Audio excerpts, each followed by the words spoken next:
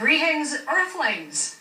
This is a show about unidentified flying objects, flying saucers if you prefer, a subject you almost certainly already have an opinion about. Whether you believe in them or not, you can't deny the sheer persistence of UFO stories, which first appeared on the national radar 50 years ago. Over the years, hundreds of people from all walks of life have claimed to have seen UFOs. Some even described close encounters with alien beings. Here's a sampling. We've seen them. You've seen them? Yeah. Around here? We've seen from 3 to 7 in the sky at night. A smaller object, almost identical in size, came up from behind it, attached itself to the bottom of it. It wasn't a helicopter because when it did take off or fly away, it flew at a rapid rate of speed. I told the Major that that tower beacon is paralleling us, or coming with us. It was just getting larger and larger. It looked like a landing light on a commercial aircraft. We just kept looking and couldn't figure out probably why. And she was looking over there too. She said, well, it's one of those UFOs. Tell what you're talking about. About the time that I've seen it, it seemed to just stop, just land. And all of a sudden, one end of it just opened up. It scared me because I didn't know what it was. I knew it was an airplane or nothing like that because it sat down too low and it came too low towards the house. At one point, it was right over our car, following us right up the road here until we made the turn. And it made the turn and crossed right over in front of us. And they had arms, and they didn't have hands as we have. They had more or less like pinchers or claws or something like that. This object was there. There isn't any question in my mind about it. The mid-1970s was a particularly active time for UFO sightings. On December 15, 1974, NBC News responded to the phenomenon with a special report called UFOs, Do You Believe?, anchored by Jim Hartz. Here's how that program began. Some say they are space beings from another world.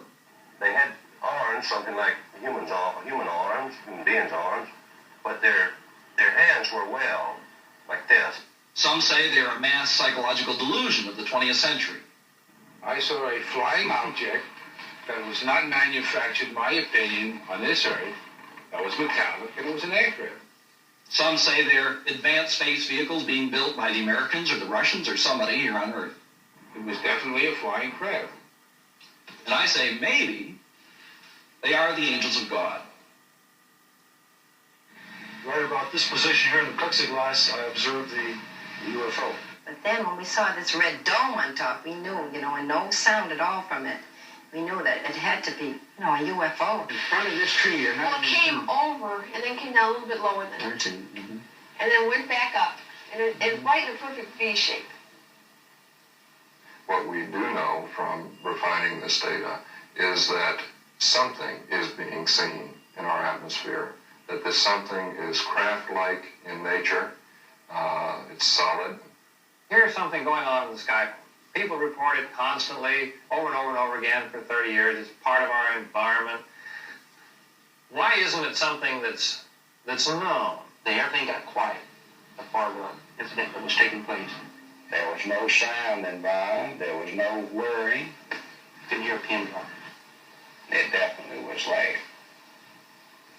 The evidence is overwhelming that planet Earth is being visited by intelligently controlled vehicles from off the Earth. In other words, some UFOs are somebody else's spacecraft. We've had, in this country alone, several tens of thousands of UFO reports. Yet there has not been a single crashed extraterrestrial spaceship. There hasn't been a single piece fall off of one. You see, the idea of us being visited should be the hypothesis of last resort. Only when every other possibility is eliminated do we go to such exotic possibilities. It was in the late 1940s when people first began reporting unidentified flying objects, or flying saucers as they were then called. For a while it was a sensation, and enough attention was centered on the subject to cause the United States Air Force to begin a study of the phenomenon. For several years that quieted the public clamor, and then 5 years ago the Air Force closed its investigation with the conclusion that even though a small percentage of the sightings could not be explained, Earth was not being visited from outer space. That, however, did not put an end to the UFO sightings. In fact, during the last 2 years, they've been increasing in number.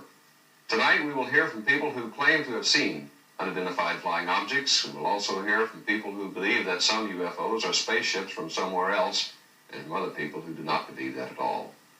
We're going to report how that question stands at the moment, and let you decide. Do you believe?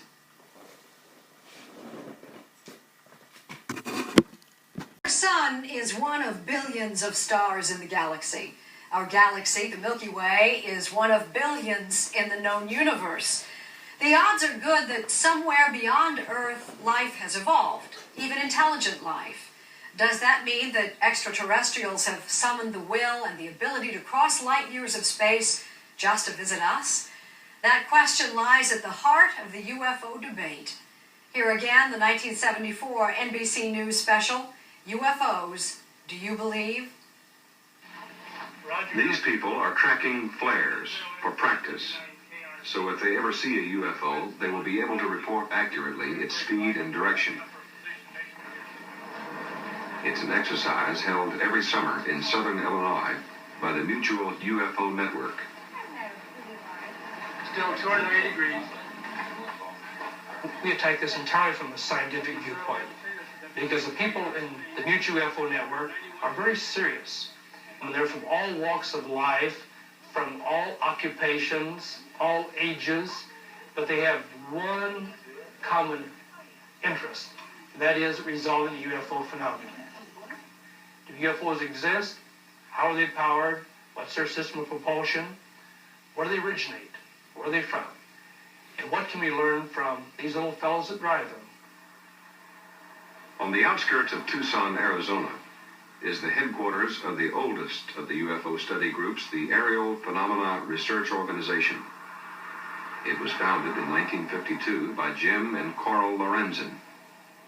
We always expected, I think, in the early days that the mystery would be solved the next day. But after a few years went by, we began to change our attitude. So we began to work toward the goal of collecting data to be used as a base for scientific study. Here we have objects which are obviously beyond our technology, flying around the skies, occasionally landing, things or entities getting out of them, taking soil samples and vegetable samples, sometimes rabbits or something, whatever they get their hands on. We ought to know who they are, where they're from, and why they're here. This UFO that you observed, what time did you see it and on what day? John Acuff is president of the largest of the UFO organizations, the National Investigations Committee on Aerial Phenomena, which has its headquarters in a Maryland suburb of Washington. We know something's up there. The evidence is just overwhelming that something is being seen and we cannot identify it. However, what that something is still in doubt, and that's what the research effort is all about at this point in time. Much of what we hear about unidentified flying objects comes through the three major UFO study groups. ICAP in Maryland, APRO in Arizona, and MUFON in Quincy, Illinois. All three of the UFO groups are chartered as nonprofit educational organizations. Among them, the three groups have about 8,000 dues-paying members scattered around the 50 states and in about 30 foreign countries. The dues pay the cost of running an office and publishing a monthly newsletter. Each group's newsletter is filled mostly with reports of recent sightings, and these reports are one of the keys to understanding the UFO phenomenon. The UFO organizations exist because the sightings exist. Just as we started down the woods, when it went up through the trees, looked like a big cigar shape. No one knows how many sightings there are. No one knows even how many are reported. Each UFO organization says they receive one or two a day, either directly or after the sightings have been reported to police departments, newspapers, or radio and television stations. Although we don't know how many sightings there are each day, we do know there is a steady stream of reports of strange things seen in the sky. What the government knows about those strange things in the sky, when Time and Again continues. Not easy for the U.S. government to keep a secret, much less sustain a massive half-century-long cover-up of what it is alleged to know about UFOs. Nevertheless, conspiracy theories abound, often combining mistrust of government, ignorance of facts, and a lot of wishful thinking about visitors from outer space. When UFOs began making headlines in the late 40s, the Air Force began an investigation that continued for 22 years. During most of that time, the Air Force's chief civilian consultant on UFOs was Dr. J. Allen Hynek, who was then an astronomer at Ohio State University. Doctor, out of all the 10,000 odd sightings that the Air Force has investigated, have you any evidence for extraterrestrial spaceships or what have you? None of the evidence that I've examined would indicate any proof at all that we are being visited by extraterrestrials. Dr. Hynek called himself a skeptic during those years. Now, he believes UFOs should have had a higher priority.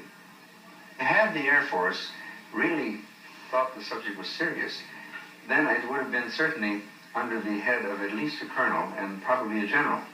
But for years, it was under the head of a captain, and sometimes even just a lieutenant to begin with. Various Air Force bases had some local officer who was to investigate things, and that was not the most highly prized assignment on the Air Force base, to be the local UFO officer.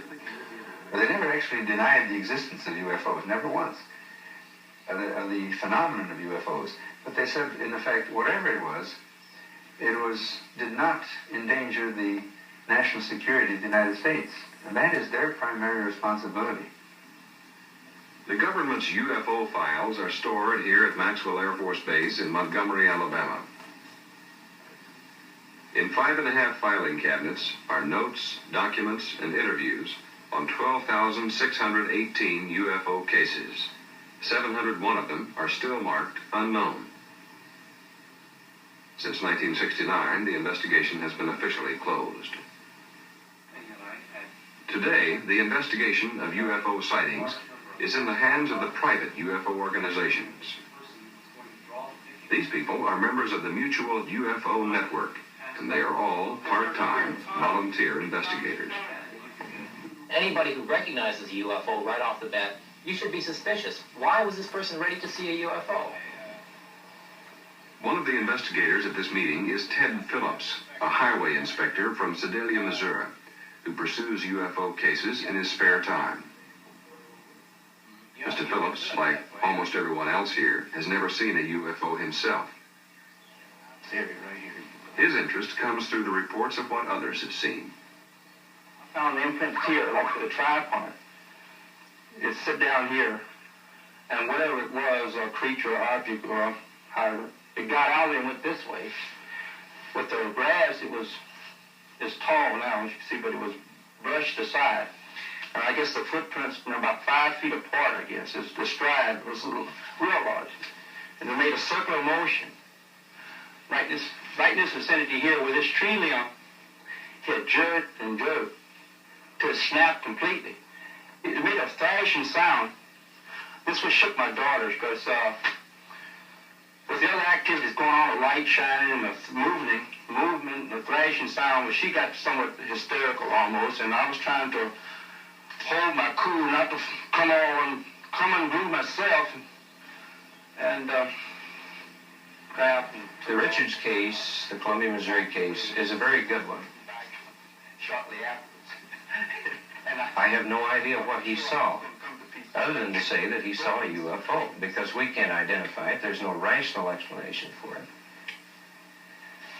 And a second or two, here it comes right back again, as if it forgot something, you know, and landed the same identical spot up there.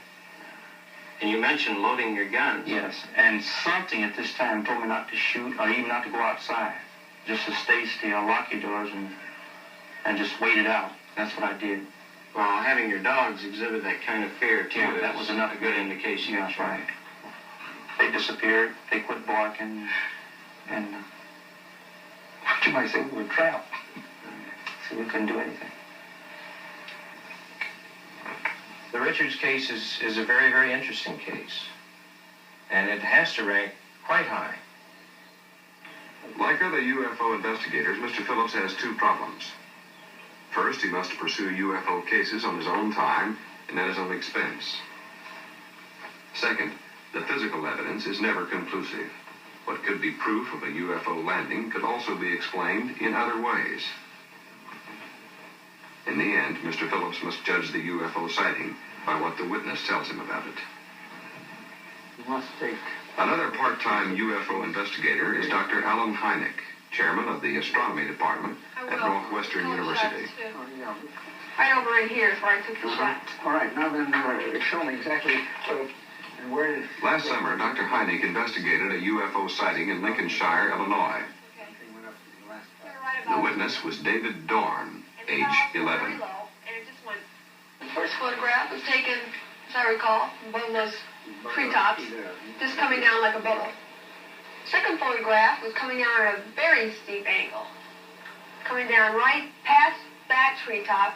I think it's just a little bit lower than those trees over there. I see. All right, and then what? And then it came up just like a V. And I got another shot of it coming up. And then it started coming down a little faster than before, which I took another picture. It came down a second time. Yes. And hovered, which I took another picture. And then up through the clouds. So just about 60 seconds, just about. Right. I took a picture of it going up. That was my last shot. Last shot.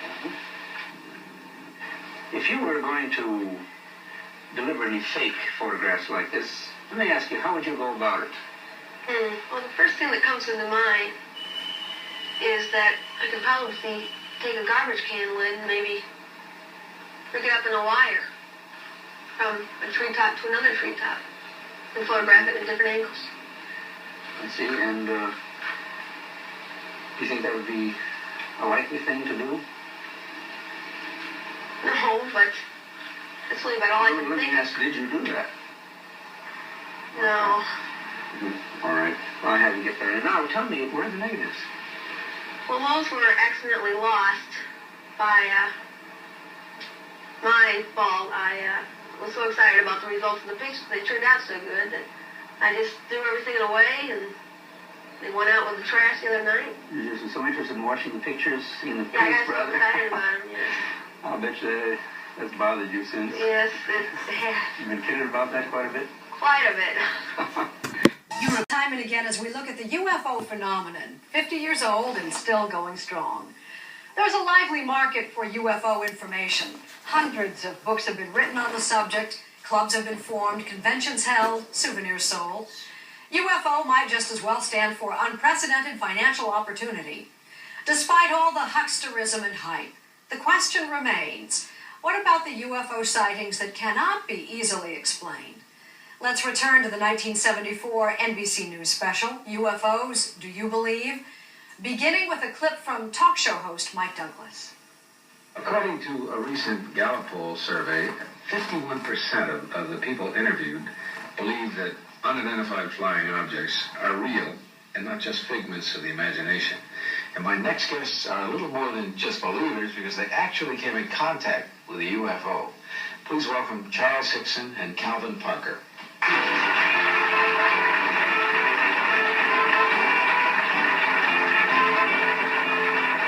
These two men are probably the best-known UFO witnesses in history. Theirs was not an ordinary UFO sighting. Many people wanted to hear about it. The people themselves don't want to, they just are not seeking publicity, just want to relay their story to proper governmental authority. Sheriff's deputies went to the scene. There's no way of us determining whether anything landed here. What happens now? We're fixing to take them to Keesler Air Force Base right now. We're checking them for radiation, and they're going to check them over there. UFO investigators interviewed the men. Both of the men were able to be hypnotized. The experience, however, has been so traumatic that I thought it best that we go slow with this investigation. There's simply no question in my mind but that these men had a very trying experience. They came out to a point. At first, the men refused to talk to reporters. Then they agreed to talk if they were not seen. Soon, they were facing the cameras and talking to anyone who would listen. But when two men come in and say they have been picked up by a spacecraft and examined, how do you go about investigating that? Well, all we could do is go to the scene and interview these men and really stay with these men and observe them and question them. I mean, to the fullest extent.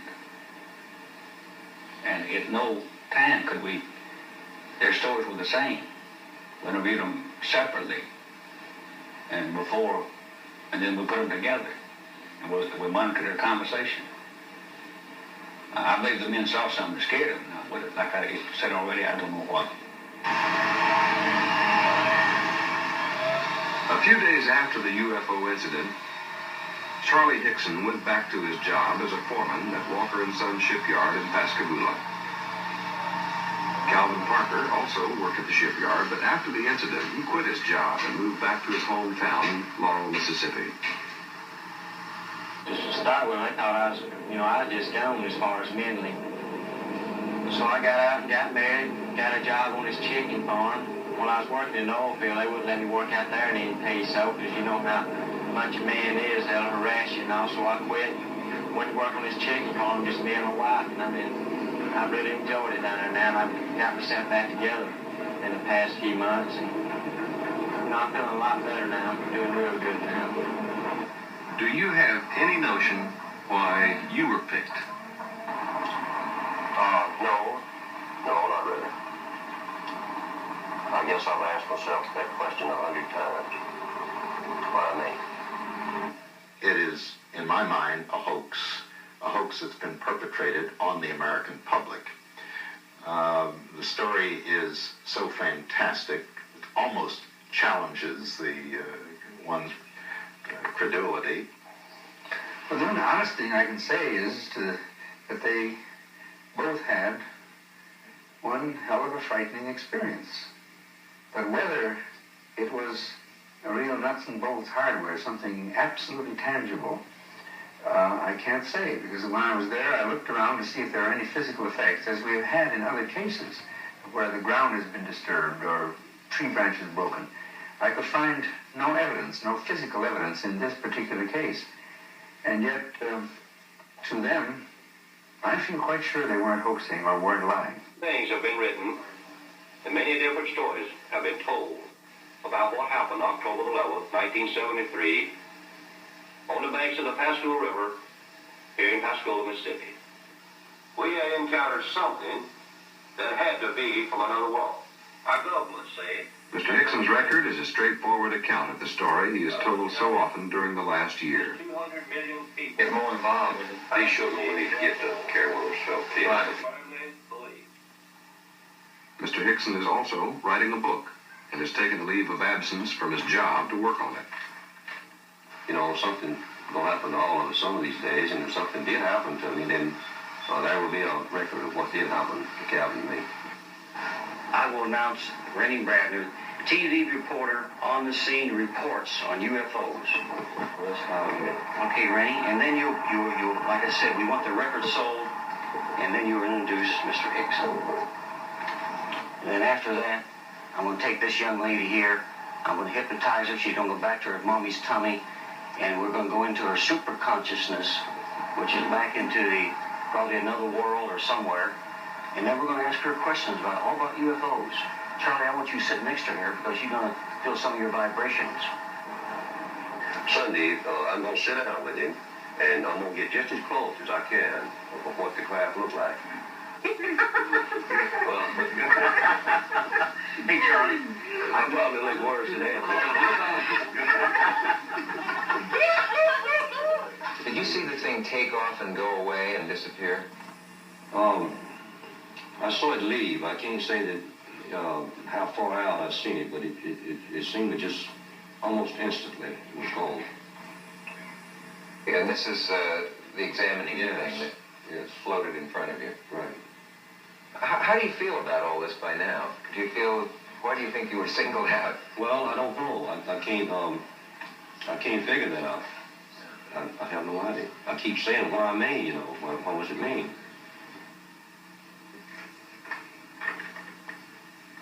Dear Mr. Hickson, We saw you on the Dick Cavett show, and we were fascinated by your experience. We believe in the things you have been said and do not think you are involved in a hoax of any kind. We do believe that we are not the only beings in the universe and that people should be aware of that fact. And it's signed sincerely, Sarah Roberts and Jim Nelson. I didn't believe him at first, just like all other people. I really didn't believe it. But now I definitely believe every word he has spoken because I have been through with what he has gone through with, you know, living with him. It's costing me a lot of time. It's actually costing me money. But I don't know. I just feel obligated now to let the entire world, if necessary, know that these things did happen to us, that it is true. He's a truthful man. I voted for number 1. He looks like the kind of a gentleman that this conceivably did happen to. Like somebody said, he looks very sobered by the experience. We have 2 votes for number 1, and we have 1 vote for number 2 and 1 vote for number 3. So, will the real Charles Hickson please stand up?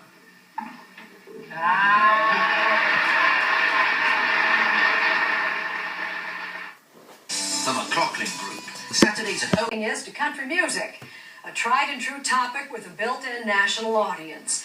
But it's long been true that flying saucers aren't just for tabloids anymore. Here's NBC's Tom Brokaw on the subject in 1979. This is an unidentified flying object, an UFO, photographed by an Australian television film crew shot out of an airplane window as they flew over New Zealand earlier this week. The pilot of the plane said he spotted it at about 20 miles, and then it began to turn with him as he changed course at 10 miles, and then it circled above and below the plane, making definite movements until it disappeared. Well, closer home, reports of UFO sightings have been sweeping Italy since shortly before Christmas. From Sicily in the south to Milan in the north, photographers have been snapping away at the skies to come up with pictures like these, objects that seem at least to defy normal explanation. Well, it's raised a lot more speculation about just what is going on out there, and among others who have been following this very carefully this morning is a man who has his home in Evanston, Illinois. He is Dr. J. Allen Hynek, Professor Emeritus of Astronomy at Northwestern University. He has been talking with UFO researchers around the world because that's part of his job. He's the director of the UFO Center in Evanston, Illinois. Can you tell us what they're saying, the experts in New Zealand, first of all, about what was spotted down there? Well, we need much more data on that. It's a grand mix-up at the moment. We don't know, actually don't know at the moment, whether some of the shots were of Venus or whether they are something real. If we are to believe what the reports are, the preliminary reports, then it is not Venus. It's because they say the thing went under the plane and around the plane and so forth. But this all calls for some very real research, and no real research has been done. By that I mean funded research, because here we have a subject that has been capturing the interest of millions of people, and yet nothing really is being done about it. Before we get to the research angle, what about the situation in Italy? Oh, that is really wild. I was talking to Florence just yesterday, and last Saturday in Pizzaro, a huge object was reported to have landed right smack in the middle of an army barracks, and it hovered about 2 meters above the ground, and they tell me it cooked the ground underneath it now. And then it's been brought up at in the Italian Congress. Yeah. They're calling for an investigation. The Ministry of Defense is puzzled. They're embarrassed, as a matter of fact, as to what this is all about. Isn't it possible that these are just gaseous formations, which has been one of the explanations often offered for UFOs? Yeah, I'm afraid it goes back to the day when I called the Michigan thing swamp gas, way back there. Right. But that is pretty much out. What about these people who say that they've been abducted by little green men or held hostage for a time, have a close encounter of whatever kind? That's exactly what they say. Yeah. I worked with them quite a bit. They are not lying. They believe it has happened. And as one of the founders of modern sociology said, if people believe something is real, then the effects are real. Well, what do we do about these most recent sightings and all the sightings? We have an international body formed with cooperation on the parts of lots of governments funding a research program of some kind. That's what should be done. The subject came up in the United Nations recently. We have reports from 133 different countries. And the same pattern exists around the world. It's not just localized in one particular country, you see. The rise in interest in UFOs over the past half-century has coincided with an increase in general mistrust of the government. And whatever the government says about UFOs, it only seems to make things worse. UFOs again, flying objects, reported spasmodically for many years now, and most people have remained skeptical. Now, the federal government says there have been more reports of sightings in recent years, and some around military bases, they say. And some witnesses reported the UFOs were shaped like hamburgers, even Big Macs. Here's Ford Rowan at the Pentagon. The Air Force has insisted since 1969 that sightings of unidentified flying objects are explainable. That what looks like a flying saucer is really a weather balloon or a meteorite, like this one appears to be in this old film. But some of the sightings have never been explained. Newly released government documents show that there was a sudden string of sightings of UFOs in late 1975. The objects were seen around nuclear storage facilities, missile silos, and 3 Air Force bases in this country. Guards reported seeing strange lights in the sky. The objects were tracked on military radar screens. Some were thought to be helicopters because they hovered right over missile silos, and when chased by military planes, the objects sped away at very high speeds, too fast to be helicopters. In 1976, a glowing object in Iran eluded an F-4 Phantom jet after the jet's electronic weapons suddenly became inoperative. The Central Intelligence Agency collected reports of sightings for years from all over the world. The CIA concluded that many were phony, most were explainable, and there was no threat to national security. Neither the Air Force nor the CIA is investigating UFOs now, and officials do not like to talk about the subject. Questioned about the 1975 sightings, a Pentagon press officer said that if a base commander wants an investigation, he should phone his local sheriff. The Air Force recently issued what it called the last word on the Roswell incident involving the alleged crash of a UFO in 1947. Officials acknowledged that they do not expect the report will end all speculation, any more than they did the last time they issued a report on Roswell in 1994. And in the skies over the West Coast this morning, an unidentified speeding light and apparently a sonic boom. Many saw it, but there's been no official explanation. Well, maybe they should ask the Pentagon in, about 47 years. NBC's Jim Miklashevsky tonight on the Air Force fessing up almost a half-century after another UFO.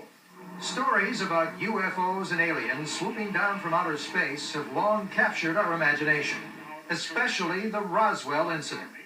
47 years ago, something crashed into the desert outside Roswell, New Mexico, and for 47 years, the Pentagon lied about it. Eyewitnesses had reported debris from a flying disc scattered over 2/3 of a mile. Some stories included the bodies of 4-foot-tall aliens, crew members killed in the extraterrestrial crash. The Pentagon denied it was a UFO and claimed the debris came from a military weather balloon. But the Air Force now says it wasn't a weather balloon after all, but a top-secret balloon to spy on the Soviets. That would appear to explain all the Pentagon's secrecy, right? Wrong. Oh, my God. This thing was big. As depicted in a recent movie, several witnesses claim the military forced them to change their stories and hide the evidence. Walter Haut was an airman in Roswell at the time, and now runs a UFO museum. I think that their comments are simply another cover-up. Some UFO buffs believe the military covered it up to protect against public panic because they couldn't explain it. Perhaps alien and non-human, something not made by any power on this earth. The government contends most UFO sightings can be explained, but out of the thousands reported over the years, 1 out of 10 remains a mystery. As for Roswell, the case is not closed. The General Accounting Office will release its own report soon. The decision rests with you. Jim Miklashevsky, NBC News, Washington. The alien of the 1950s movie The Day the Earth Stood Still was a handsome humanoid who ordered Earthlings to behave or else. These days, aliens are portrayed as goofy incompetents on TV sitcoms or hostile, repulsive creatures bent on destruction in movies such as Independence Day. Is this progress? The decision rests with you. That's Time and Again for now. Thanks for joining us. I'm Jane Pauley, and we're history.